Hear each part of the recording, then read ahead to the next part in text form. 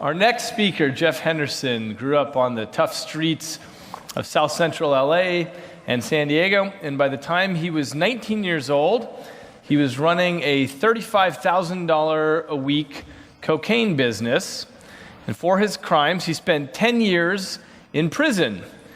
So what happened after that? Well, let's see. Finally tonight, our person of the week. He's an ex-convict who's the first to tell you he is not proud of his early years. But after turning his life around, he's cooked up a way to reach troubled young people and give them a chance. When I first went to prison, I pretty much felt that I was done. I was finished. And I blamed everyone for my shortcomings. But it wasn't until several years after my incarceration when I began to value education. I began to accept responsibility for my past. And that planted the seed for change. And what a change Jeff Henderson has made. He has gone from crack dealer to prison inmate to celebrated chef. His love for cooking started in a prison kitchen. I used to be the omelet man in prison. The basics of cooking in prison is a little different from most restaurants. You don't have the 6-burner stoves or the saute pans. We made sure that we were putting out a great product, for the prison population. Food is one of the most important things to a person who is incarcerated. But cooking for inmates and then after release convincing a fancy restaurant to hire him were two very different things. I had to diffuse the prison stigma. I had to make the felony jacket disappear. I had to straighten up the way I walk. I had to clean shave my face. I took makeup to cover my earring hole up, and I learned to smile.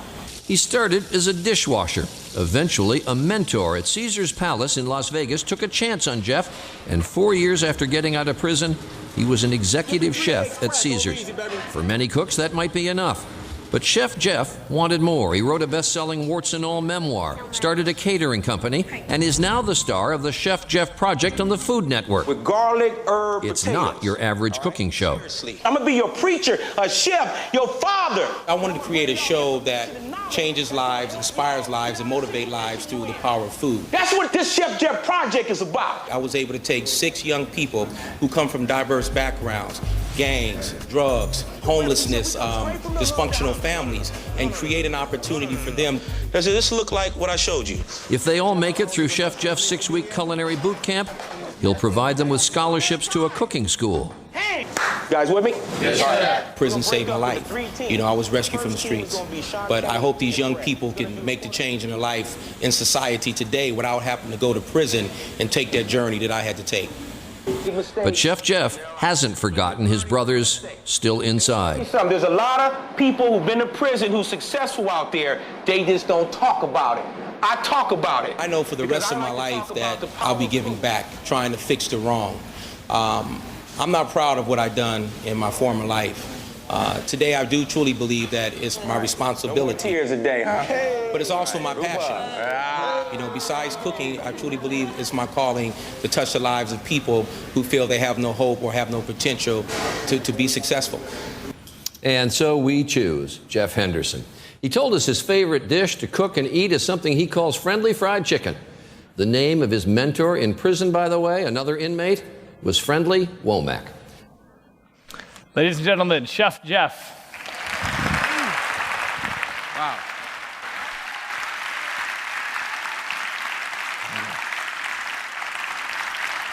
Welcome. How's everybody feeling today? How was the lunch? Great lunch? Yes. First of all, I really want to say that I'm extremely honored and very humble to be chosen to be here at the UP Experience. And I want to spend the next 18 minutes making my case for leadership and diversity from the hood, the power of potential. For those of you who may not know what a hood is, I'm going to draw a parallel between the hood, the ghetto, the trailer park, the apartment complexes in concrete city of New York. I was born in the hood. I came from poverty. I came from a broken family and single-parent home. There were many things that I saw as the dreamer, the little boy, as you see here with the Coke bottle, thick glasses. I was a dreamer. I was a dreamer like millions of young people from across this country who grew up in an environment where they saw, heard, and experienced things that they never should have. As the gentleman spoke earlier, the former DEA agent, he talked about the paradigm between the drugs of the 70s, heroin and LSD, and then the crack cocaine epidemic of the 1980s. Well, let me tell you something. As I take you on this journey through the hood, the journey through prison, the journey through corporate America, to the American dream, my mission is to get you to really understand the power of potential in individuals who may have grew up with circumstances and situations that shape the thinking process of them. The hustler. The hustler. The hustler or a businessman. The hustler or intellectual. The hustler or individual who saw something in himself.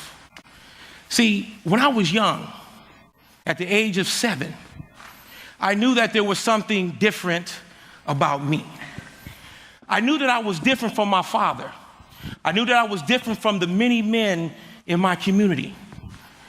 I had one dream, and that one dream, the American dream, was to have a house on a hill with a white picket fence, with one of those fancy double-door refrigerators, where my sister and I would wake up in the morning and have choices for breakfast, lunch, and dinner.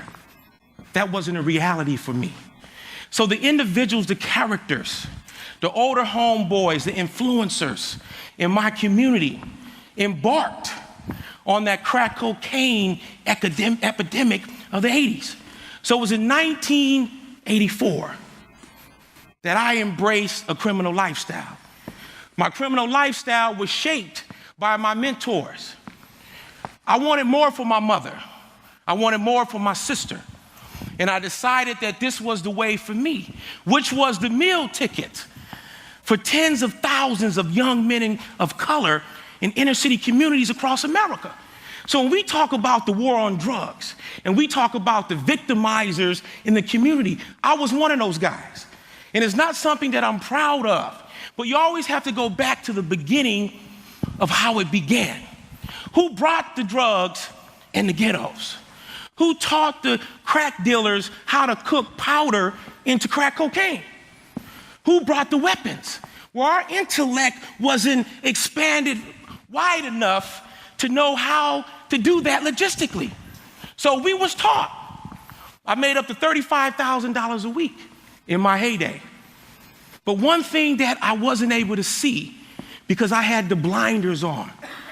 When you grow up in poverty, the front lobe that many of these intellectuals talk about that goes undeveloped, it doesn't allow you to see the world through the eyes of people who have been exposed, who have had access to the American dream. So we see one thing, that's how to hustle, how to put food on the table. And one of the biggest mistakes that many of our mothers in our community put on the burden of young boys is for a mother to say that you are the man of the house.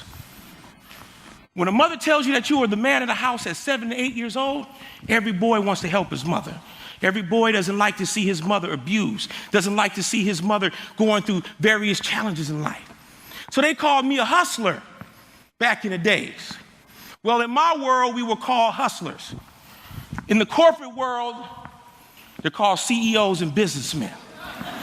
I had gift of gab. I was the gab master. I used to talk a lot. I was slick. In the corporate world, they call that a master communicator. Okay? So here were the parallels between the street hustler, the multi-million-dollar drug dealers, who never used drugs, who never was a part of gangs, who never carried guns. So what does that tell you and it tells me about people from this demographics? Well, I believe that everybody was born with a gift. I believe that everybody was born with the abilities and the strength and the genius to become someone. The reason why we're successful in here, because we discovered that. We unleashed that. But there's so much talent in the hood. There's so much individuals out there who are smart, who are forward thinkers, but they were using that intellect the wrong way. When I was on the street, I understood marketing. I understood branding. I knew how to manage a diverse workforce. I had gang members following me, like any CEO, any leader, or great manager of a company. When you're a great leader, you have vision. And when you have vision, it becomes very addictive. People want to be a part of that. This here, crack. Have any of you guys ever seen crack before? Raise your hand if you've seen crack. Now, you probably may not want to raise your hand. You know, these are little kibbles. We call them G-Rocks. These are $100 a piece on the street, right here. $100 a piece. 28 grams an ounce. I sold my ounces with 30 grams because I knew if I gave my customers a few extra grams and they made $350 extra, I could corner the market. I built powerful relationships because I studied the brightest, most successful drug dealers on the street. How do they look? How do they walk? How do they talk? I became an analyst. I only sold drugs on the street corner for a month. And the next thing you know, the guys who taught me, I was supplying them. Well, the little boy I showed you earlier, the dreamer, like tens of thousands of young people on the street, the one thing that no one ever saw in me, they didn't know how to flip my gift of gab. They didn't know how to flip the ability that I was a #1 newspaper boy when I was 8. I had the #1 candy seller route when I was a little boy. But no one saw that because my mother was blind. It's not that she was uneducated, she was miseducated. So no one was able to say, Jeffrey, what do you want to be when you grow up?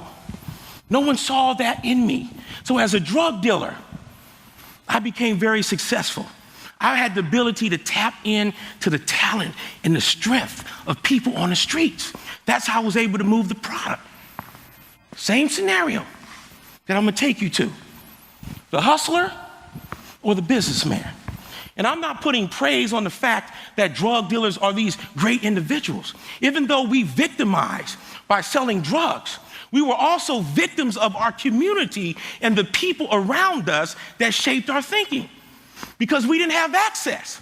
Young people don't have access to brilliant minds. Young people don't have access to the information that allows you to close the gap between the have and the have-nots. Age 19, millionaire, indicted by the federal government in 1988, served 10 years in prison. 10 years in prison that I served. 10 years. Walking on concrete every single day. Sitting on a stainless steel toilet with toilet paper that's hard as a brown paper bag. Well, Chef Jeff, how did you change? How did the blinders come off? How did you begin to see the world through a different set of eyes? Well, it didn't happen overnight. There was a collective of situations, circumstances, intellectual stimulation. I read my first book in prison. I was told for the first time in my life that I was smart in prison. An older man in prison taught me how to shave with a razor in prison. The first time that I ever was called son was in prison. But not only did that begin to get me to see myself different, I became the same analyst that I was on the streets. See, I was in the federal system. I was in prison with some of the brightest minds on the universe. Stockbrokers, presidents and CEOs of corporations, judges, lawyers, former DEA agents. I began to build the relationships with them. I became an intellectual jacker. I robbed them for knowledge. I was part of Toastmasters in prison. We had a think tank in prison where we brought the brightest minds together on the prison yard. And we debated race, religion, politics, current events.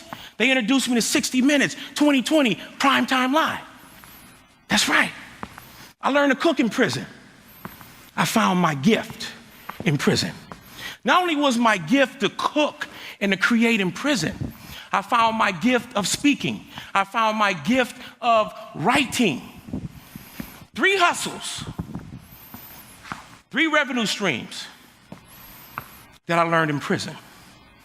because it was in prison when I was faced with the reality and the impact that crack cocaine had in inner city cities across this great country. I knew at that moment I had to change. When I came home from prison in 1996, they told me I couldn't get a job and I wouldn't get a job. Well, I proved them wrong. I went in as a dishwasher. When I first got my job, there were things I had to change about me when I got out of prison. Everything. I had to build a brand. I had to rebuild my image. Clean shave my face. Took makeup to cover my earring hole up. No tattoos. Quit lifting weights so I wasn't big and bulky. I got my teeth fixed, a $2,600 grill. Look at that. Because I understood the importance of a smile. I had to make the felony jacket become transparent. I had to make it disappear. I even had to straighten up the way I walk, because I still walk cool sometimes. So this is how I used to walk. So I had to get my corporate swag down, right?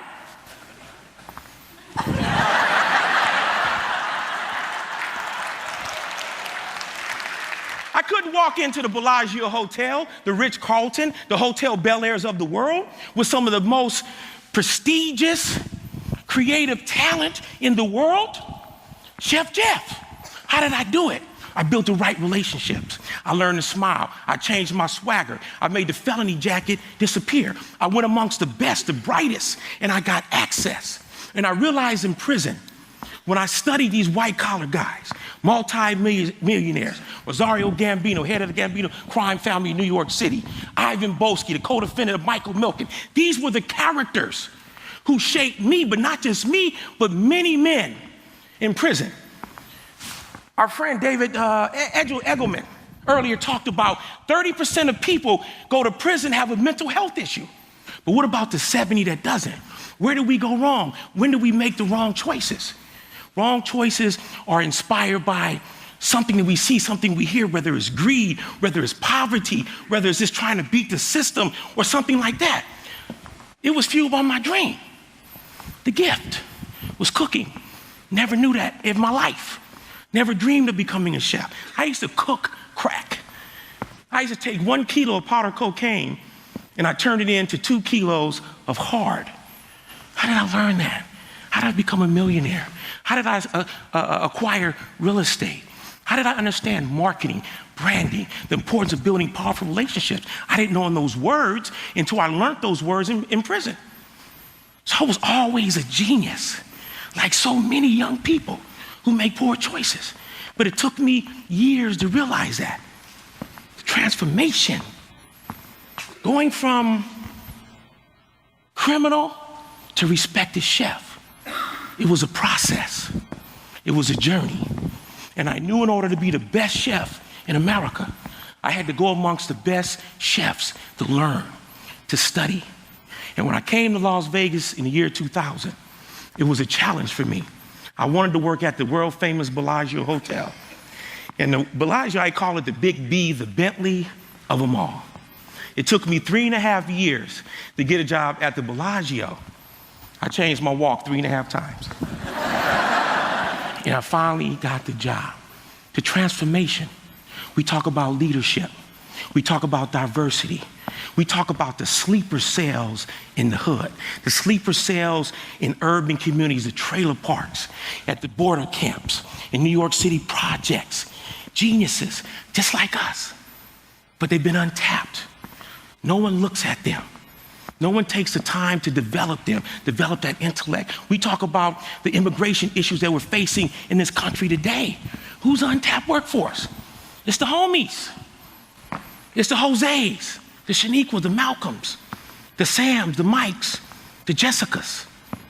That's the workforce of the future. And I'm gonna close out, talk about the faces of poverty in the American dream. The American dream. Why not? Why shouldn't we live the American dream? Why shouldn't the young people like at Kep High School that I went to speak at yesterday, they look like these young people, Latino, poor whites. Doesn't matter where you come from, what religion you are, what your story is. Everybody has the power of potential. Everybody can change. To me, it was the house, a refrigerator, with choices for breakfast, lunch, and dinner, a fruit bowl in the middle of the table, a family. So many of these young people have been impacted and influenced by negativity. Many of these children, some of them are crack babies, hustler babies, sugar daddy babies. Most of them never was wanted. And they're here, but what do?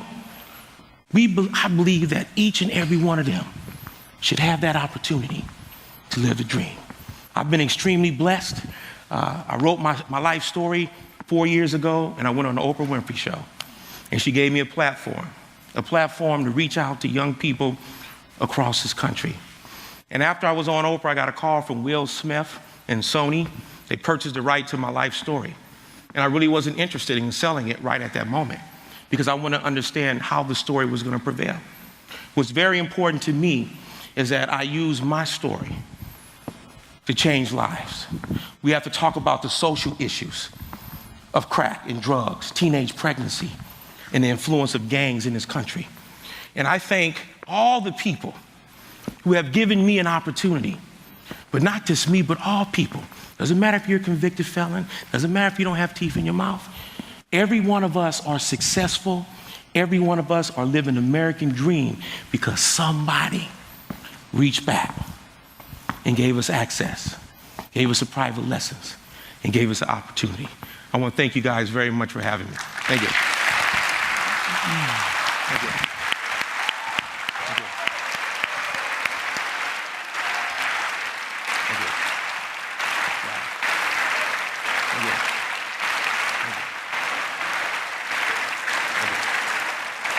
Wow. Thank you. Jeff, when you were 7 or 8, you said your mother made the loving misstep of calling you a man. At what point in your life did you become a man? In prison. It was in prison where I had the time to reflect and look in the mirror and ask myself, who am I? I didn't know who I was. My brain didn't work. I didn't know how to use it. I fell victim of what people said would happen to me. I would wind up in prison. So I heard that in my life, and I wound up in prison. So we take a young person and you put that negativity around them, they sometimes become that. Prison worked for me. It doesn't work for everyone. That was my journey in life. And in there I found my purpose in the kitchen and amongst great minds, even though they use them for the wrong things. And the only difference between them and us was the product, and I understood that. And I came home and able to be successful. Jeff, thank you so much. You.